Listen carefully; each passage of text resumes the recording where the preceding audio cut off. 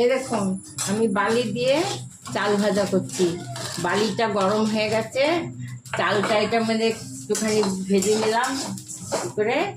এবার বালির মধ্যে চালটা দিয়ে দেবো। বালির মধ্যে চালটা দিয়ে দিলাম। এবার এই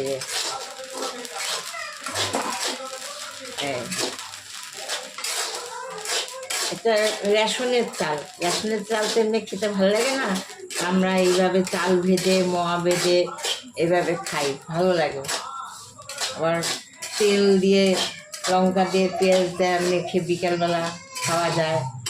হ্যাঁ, ওটা ভালো লাগে। বাচ্চাদের মোয়া করে দেবেন, ওটাও ভালো লাগে। এই যে হয়ে গেল। এবার আমি চালটা ঢেলে দিলাম। এই যে ঢেলে দিলাম। বালিটাকে ছেঁকে নিচ্ছি।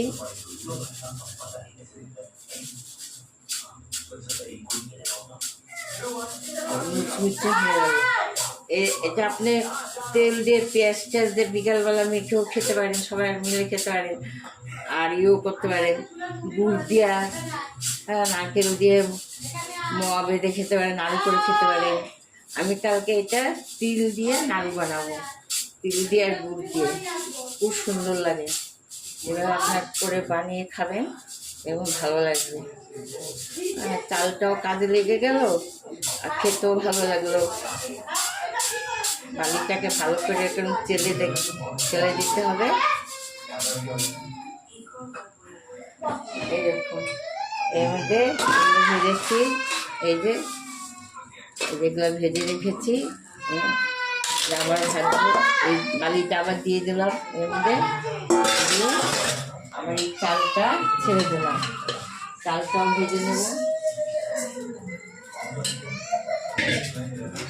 চালটা একটু ভাজবে,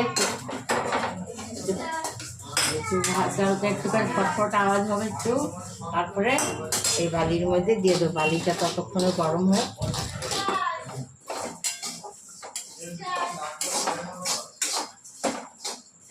এই বালিটাও গরম হয়ে গেছে।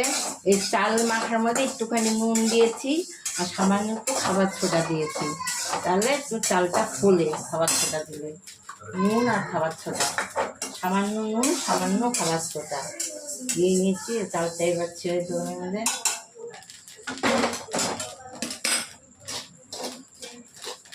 এবার ফুটছে, দেখুন আওয়াজ পাচ্ছেন তো, ফুটছে।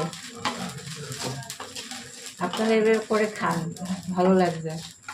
বিকালবেলা সবাই মিলে